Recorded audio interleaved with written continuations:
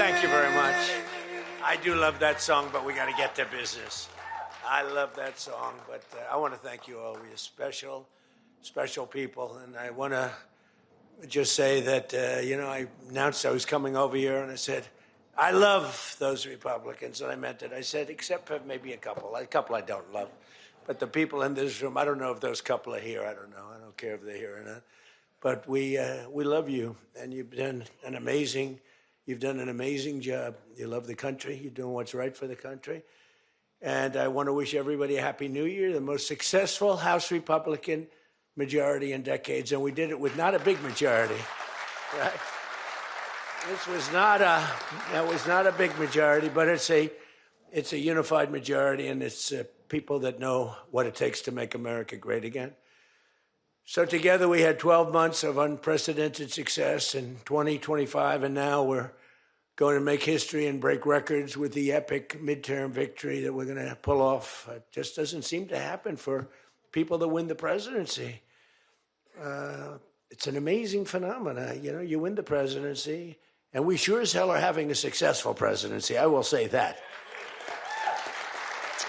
But even if it's a successful presidency, there's been nothing like what we're doing. We had a very good day 2 days ago, too. But even if it's successful, they don't win.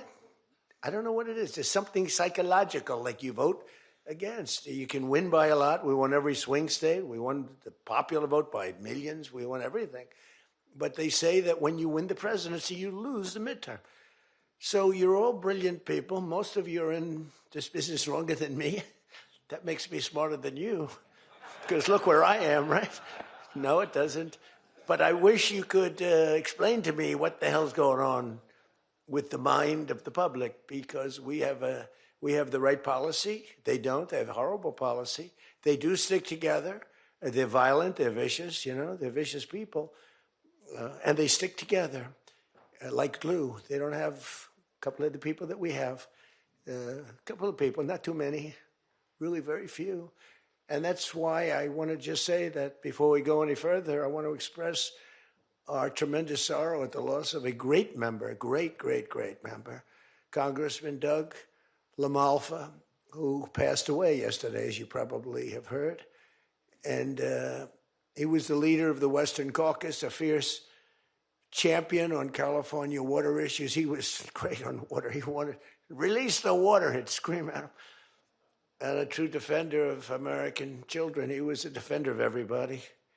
And our hearts go out to his wife, Jill, and his entire family. He voted with me 100% of the time. And by the way, he wasn't a 3 o'clock in the morning person. Do you know what I mean by that? Where the speaker goes, sir, could you call up? Could you call? I said, what time is it, speaker? Sir, it's 3 in the morning. Could you make a couple of calls? How many? 9. So I'd start calling 3 in the morning. I said, I shouldn't use any names. I'm just going to create problems. But hi, Jim. And I'm not talking about Jim Jordan. I never had a call 3 in the morning for him. But I said, hi, Jim, how you doing? I just called to say hello, 3 in the okay, sir. Sir, you haven't spoken to me in 3 years, and it's now 3 in the morning, so I know what you want. You want my vote? And usually almost always they'd give it, but they wanted to be called. And with Doug, I never had a call. He was with us right from the beginning. I love those guys. I must say I probably love them the best, the guys that I don't have to call. They know we're doing the right thing. I have a couple that are going to be with us all the way, but they just want the call. They want love. They need love. They're more insecure than most of you. It's true. No, most of you are secure people. They're all laughing. No, most of you are secure people. I had a couple say, look, I could have Trump call me all the time. I just have to break his ass a little bit. And he'll be calling. But I appreciate those. We actually had a little party. We opened up a beautiful section of the White House in the Rose Garden, and we had a party for all of those people that I never speak to and vote for me. And, I spoke to Doug, but I didn't speak to him never had a problem. And I was really saddened by his passing and was thinking about not even doing the speech in his honor. But then I decided that I have to do it in his honor. I'll do it in his honor because he would have wanted it that way. He would have wanted it that way. He would have said, do that speech. Are you kidding me? Do the speech, big guy. But he was a fantastic person. Man, that was a quick one. I don't know quite yet what happened, but boy, it's a tough one. He was just with us. He was our friend, all of us, every one of us. And I also want to send our best wishes to Congressman Jim Baird and his wife, who are recovering from a car accident. They're going to be okay, but they had a pretty bad accident. And we're praying that they get out of that hospital very quickly. He's going to be fine. She's going to be fine, but it was a bad accident. And I want to thank the man who has been central to so many of our triumphs. He really has been. He's the guy that would call me to make those calls all the time. He's always working. And he's a nice person. You know, he's a high-quality person. But I want to tell you, he's a very tough cookie. I've seen both sides. Not often do I have to see the other side, because he's just, by nature, he's a very fine, religious. I like that. He's a religious person. I like that. I like religious people. It usually means they're more honest. Sometimes it doesn't happen that way. I've had some real religious ones that did numbers on me, and I said, I'm going to get them someday. They got me by surprise, but it's usually good, okay, right? And his name is Mike Johnson, Speaker Mike Johnson.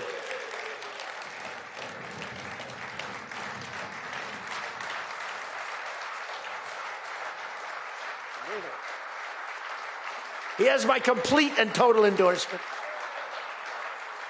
Stand up, Speaker.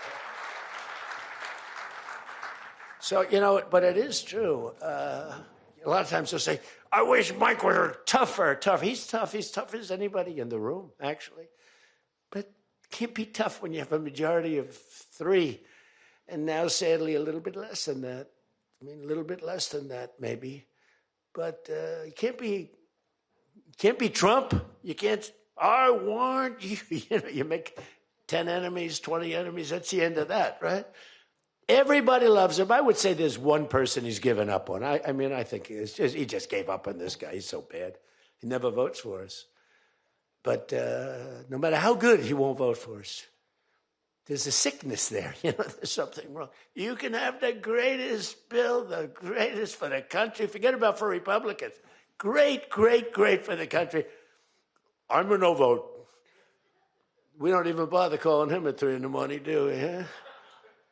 But I want to thank another guy who's as tough as they come, because he went through something that none of us have gone through.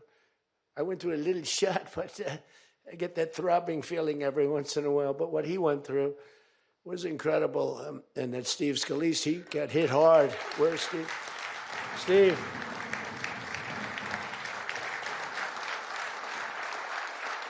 He's a tough cookie. He was dead. I went to the hospital. His wife was crying so much. He was a mess. Oh, yeah, she loves you. That's the only thing I learned about Steve, that he has a wife who loves him. Because I've gone to hospitals where guys are in bad shape, and the wife couldn't care less. She's waiting. She's looking for the next guy. Who's the next guy down the pike? Who the hell is the next guy? He's died. I said, it's so bad. Oh, yeah. I had one where the dog died and the husband died at the same time. I said, it's so sad. Yes, I love this dog so much. She couldn't give it, and the guy left her a fortune. Can you imagine? He shouldn't have left her anything, but she was much more concerned. It's true. Oh, the dog was devastated. The husband, he was like an afterthought. Your wife loves you, Steve. She's a great wife. Another one who has a great wife, Jackie, is Tom Emmer, right? Look at you. You have a great wife, but you haven't been tested like these guys. You haven't. We don't want to test her, right? She's incredible. She's a strong, beautiful, great person. She's a great person. She actually liked me at the beginning when we were having little fights. We weren't even having fights. We just didn't know each other. And I heard he said something negative about me. He was sort of right about the subject, but you're not supposed to say ever, even though you're right. But Jackie was saying, I'm telling you, he's a great guy. He's good. He's going to be a great president, blah, blah, blah. She was fighting for me. And now I love this guy. He's great. Jackie's right about, she was right about both of us, I think, right? But Tom has been incredible. He's incredible at what he does. And he's a great team player. Your conference chair, Lisa McLean, is so strong and powerful and beautiful. Thank you, Lisa. Thank you. Thank you. And I think their broadcast, we said we don't care if the press comes or not. So when I say that, that means that they're broadcasting all this, and I'm letting my feelings out because it's true. I feel that way about so many people in the room. I could say it about many of the people in the room. Some I don't know as well, but many of the people in the room. They're incredible people. You're incredible what you're doing. We also have another one, Richard Hudson, Chairman, NRCC. Richard's always in there. Always with a smile. No matter what's happening, Richard. He always has a smile. He's just a positive guy, smart and positive. Thank you, Richard. Really appreciate it. You do a great job. Republican Policy Committee Chairman, Kevin Hearn. Kevin, where are you, Kevin? Thank you, Kevin. Thank you. Did a great job. Every one of you got to be proud of yourselves. And basically the entire House Republican Conference. It's been really amazing what you've done. And we're going to give you some ammunition today. I said, I'd love to make a speech. The Speaker asked me, would you make a speech? I said, sure. You think Biden would do that? Would you make a speech? What? First of all, people wouldn't ask him to make a speech because it never worked out well, right? Could never find the exits. You finish, look, stare here, stare there, stare here. You could jump off the front if you had to. No matter what he did, he got himself into trouble.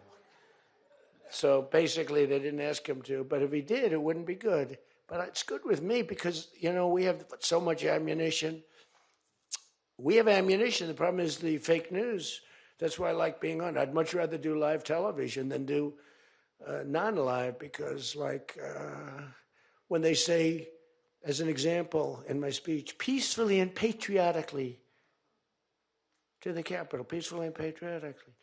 Do you know that the Unselect Committee didn't report it, that I said those words? Do you know that the news never reported the words walk or march peacefully and patriotically to the Capitol? Do you know they never reported it? It's a scandal.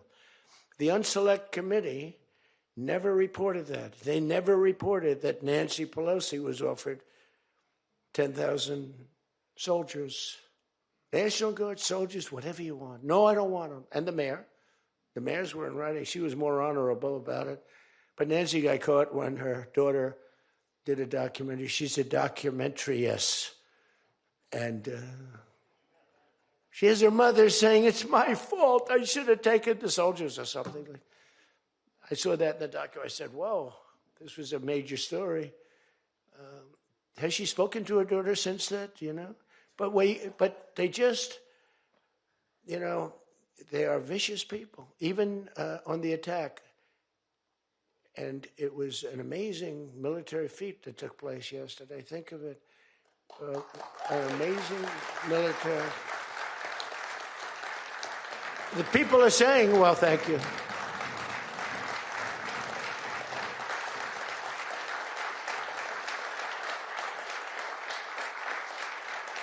People are saying it goes down with one of the most incredible. It was so complex. 152 airplanes, many. Talk about boots on the ground. We had a lot of boots on the ground. But it was amazing. And think of it, nobody was killed. And on the other side, a lot of people were killed. Unfortunately, I say that, soldiers. Cubans, mostly Cubans, but many killed. And they knew we were coming, and they were protected, and our guys weren't. Our guys are jumping out of helicopters, and you're not protected, and they were. But it was so brilliant. The electricity for almost the entire country was, boom, turned off. That's when they knew there was a problem. There was no electricity. Caracas said, there's no electricity. It's not the only people with lights were the people that had candles. It was just off. So we sort of got them a little by surprise. But It was brilliant tactically. It was an incredible thing. But I watched where Schumer, he's such a bad guy. I mean, I've known the guy for a long time, and he's such a bad guy. You know, at some point they should say, you know, you did a great job. Thank you. Congratulations. Wouldn't it be good? I would say that if they did a good job. Their philosophies are so different. But if they did a good job, I'd be happy for the country. They've been after this guy for years and years and years. And, you know, he's a violent guy. He gets up there and he tries to imitate my dance a little bit. But he's a violent guy. And he's killed millions of people. He's tortured. They have a torture chamber in the middle of Caracas that they're closing up. But he's tortured people. And now what they do, the radical left, they actually have people, and it's hard to get them. They're all paid people. Most of these people are paid.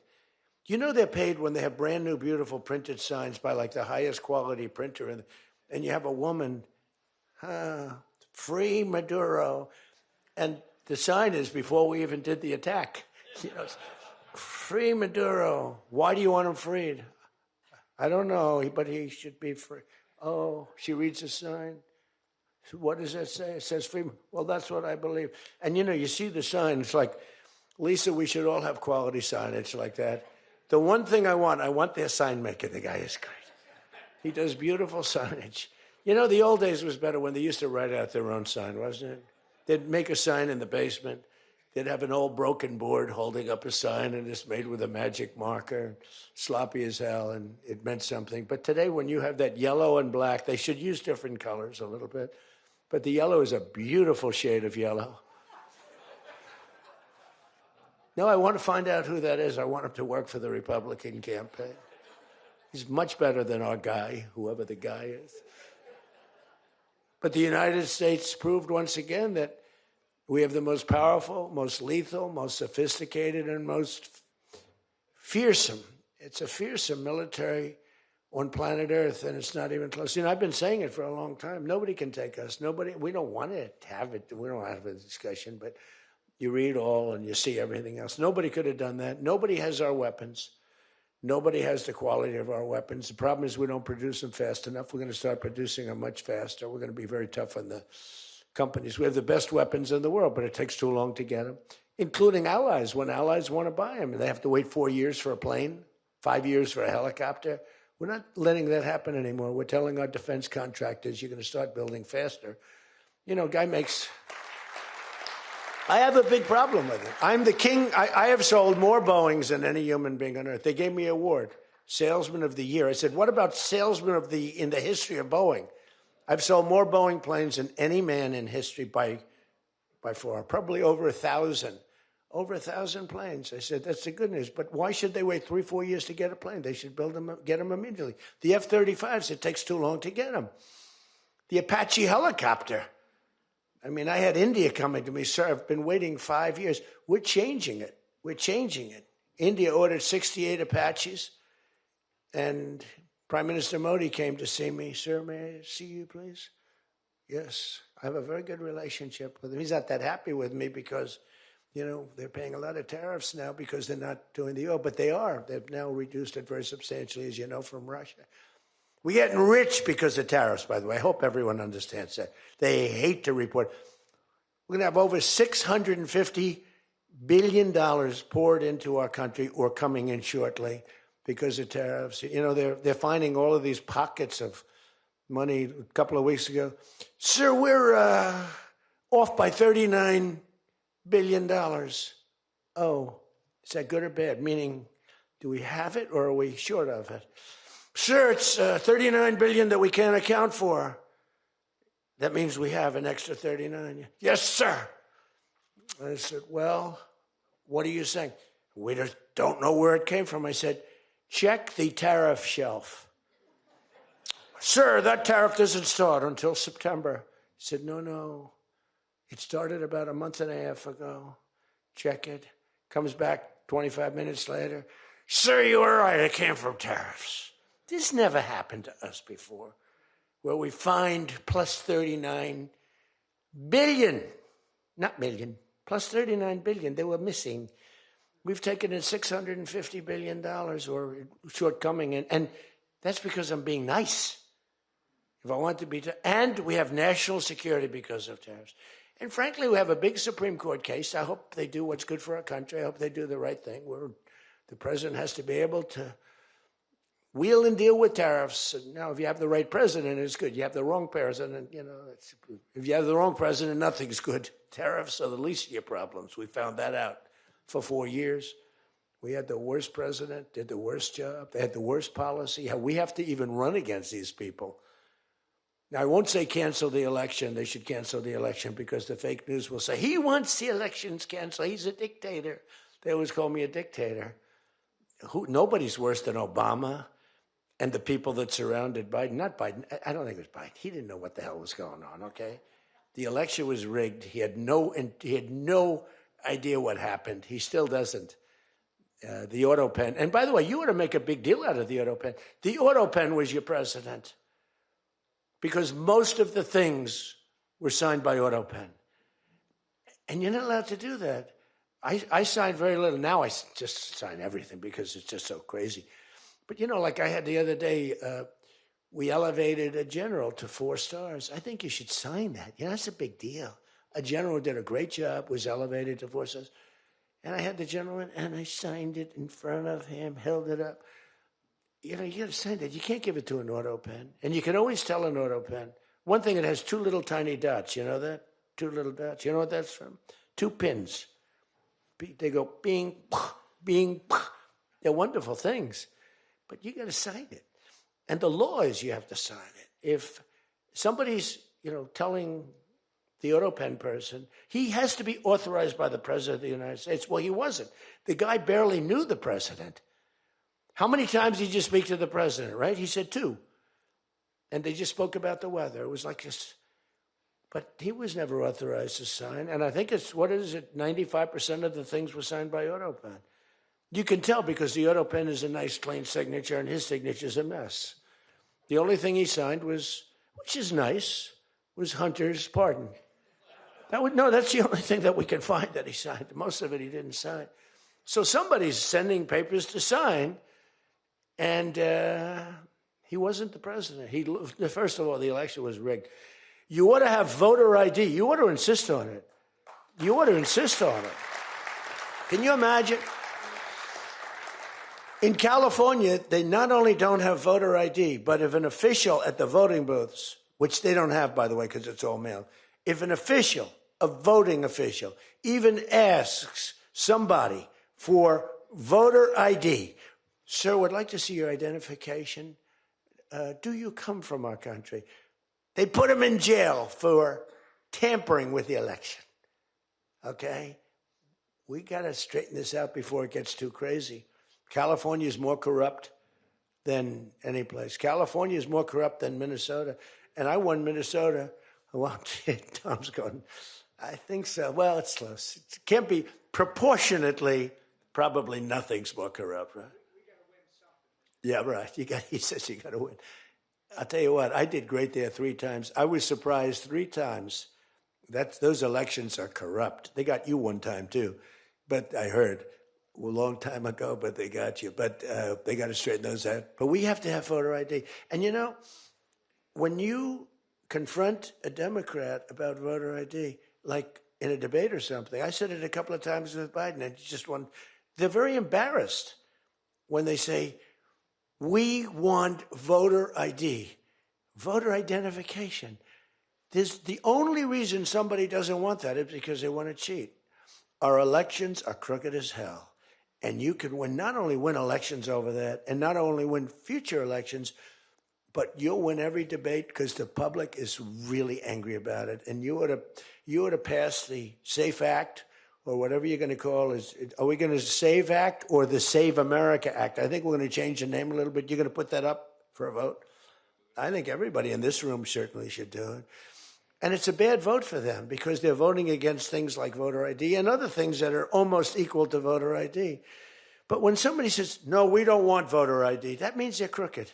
And the public understands it. You win elections with that. But I think it would be really important, Save America Act, if you would put that up for a vote. It's got my total endorsement. And all it is common sense things about the election. And they'll fight it like crazy because they cheat. That's the only way they can win. When you have policy so bad, when you have policy with men and women's sports, and they fight like hell for it. They still are. I saw the other day a person that you know very well, a congressman, was fighting like hell. And, I was out the other day with somebody, and I was with an ex-football player. The guy was massive. His leg was like this. And a young woman who plays flag football, and she's very good, supposedly, as an athlete. She's smaller than this guy's leg, okay? And if they were playing football together, he wouldn't even have to run. He could just keep walking. They couldn't take him down. The guy, he can't even believe it. But there are so many. They had a race, a long-distance race. They had champion men, women, one of those marathon deals. The man finished 5 hours and 14 minutes and 36 seconds sooner. He beat the champion woman by 5 hours. It's so demeaning to women. It's so ridiculous, right? It's so ridiculous. The weightlifting, take a look at the weightlifting records. One record stood for 18 years, and it was broken by 112 pounds. They couldn't get 1/8 of an ounce, They'd put an eighth of an ounce on. Then she's going to break the record for her mom, who's sitting in the front with her father. I'm going to break it. And she's out there. We're adding 1/8 of an ounce to each side. This record has stood, ladies and gentlemen, for 18 years. But she's going to do it. She's looking to get into the Olympics, right? And she gets up, and they put a little tiny thing like this, little thing. And my wife, by the way, hates when I do this. She said, she's a very classy person, right? She said, it's so unpresidential. I said, but I did become president. She hates when I dance. I said, everybody wants me to dance. Darling, it's not presidential. She actually said, could you imagine FDR dancing? She said that to me. And I said, there's a long history that perhaps she doesn't know.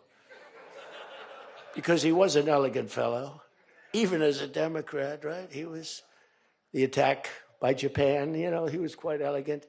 But he wouldn't be doing this. But nor would too many others. But she says, darling, please, the weightlifting is terrible. And I have to say this, the dancing they really like.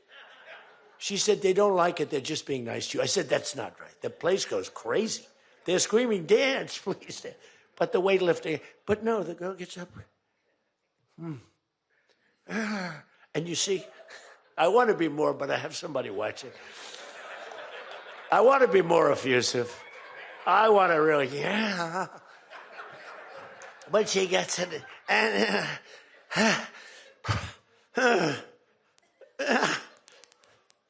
drops the thing, walks off the stage crying. Her mother's crying, her father's crying. Guy gets up. They said, have you lifted before? A little bit. And he walks up. Bing. He could have gone ding, ding, ding, ding. I think it was 112 pounds, right? It's crazy. Or the beautiful boxer. They have boxing now. And that they have a young gentleman who transitioned. He was a very good boxer, but he wanted to be a woman, which is, to each his own. Because I want to be very liberal when it comes to these subjects. I'm trying to get that vote. It's not an easy vote to get. It's very tough for me to get it. But he transitioned, and he transitioned, and the girl was a champion boxer from Italy, remember? She got up, first round. He hit her, boom, with a left. A left, for those, everybody here knows about, but a left, Lisa knows better than anybody, but a left is defense. He goes, boom. She's like, oh my, she walked to the corner, remember? She didn't go down, but she did everything else. But she said, I've never been hit like that before. I don't want to go out again. You can do it. You can do it. Bang. She walked off. She said, He happened to win the gold medal, that young woman. He won the gold medal.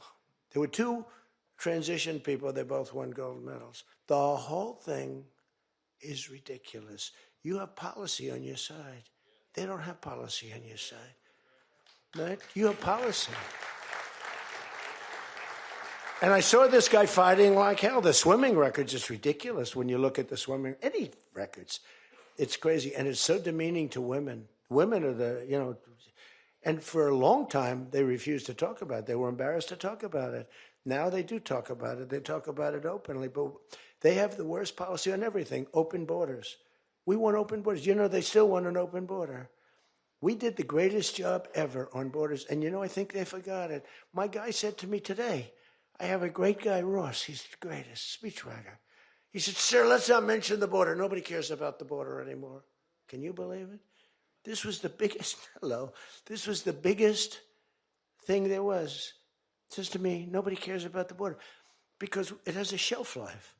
I fixed the border. I fixed it in my first term, but now I really had to fix it. It was much worse, when I came into office. Millions and millions of people were pouring into our country.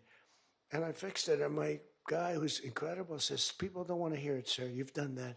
The problem is people forget that I did it. They totally forget. They were talking about the other day, we don't like Donald Trump on this. We don't like Donald Trump on that. And somebody just out of the blue said, well, he did an unbelievable job. Who cares about that? They're saying, that's been done. What do we do about that, Mike? Everything you do.